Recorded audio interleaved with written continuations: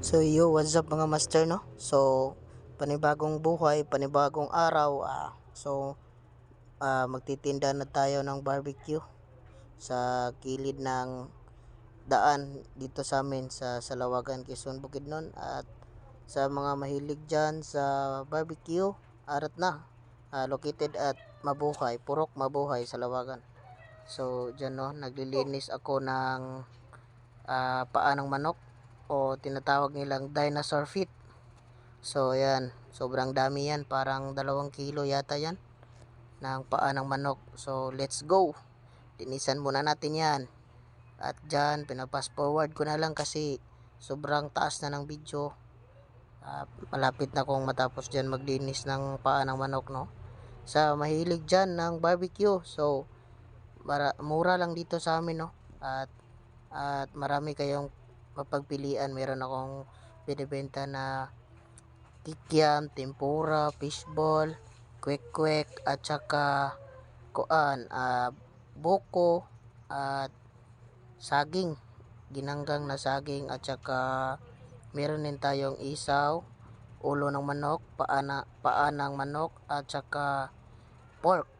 Yan yung binibenta natin, no? At meron din tayong balot na binibenta, pero konti lang yung balot natin kasi hindi pa masyadong malakas dito sa amin, kasi hindi pa tayo parang nakilala na nagbibenta tayo ng balot. Baka sa susunod bibili tayo ng 1 tray or 2 tray na balot para marami-rami tayong binta. At dyan, natapos na tayong naglinis ng paa ng manok. At dyan, naglinis na din ako ng ulo ng manok. Kinukuhaan ko na lang ng tawag nila dito na sungo o tuka ng manok para malinis naman siya tignan, hindi masyadong pangit tingnan pag meron pa siya ng tuka ng manok. Kaya fast forward na din kasi madami-dami rin yan, mga 1 kilo yata o 1 kilo at kalahati. At dyan, malapit na akong matapos dyan kasi kinakat ko na yung video kasi sobrang taas na ng video ko, no? So ayan, linisan ko na, hinugasan, tapos dyan, hinugasan ko na din yung tawag ng isaw, yung small intestine ng manok, no? So dyan, nilinisan ko muna yung mga kuko ng manok at saka yung tuka ng manok para hindi naman guys, natapos na ako maglinis. So ayan, nag-display na kami, no? Ito yung mga binibenta ko: ulo, isaw, paa ng manok, at saka hotdog, at french fries, at pork ng baboy. Yan, pork ng baboy yan. At saka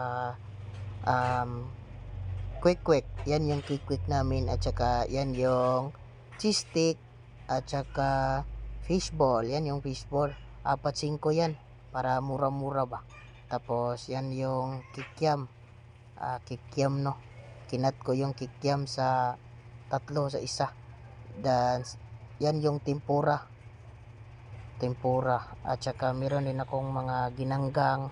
At yan yung juice namin, no? At ito yung mga saging na binibenta. Dyan, yan yung mga binibenta ko, yan saging yan. So ayun, let's go sa mga mahilig dyan. Arat na!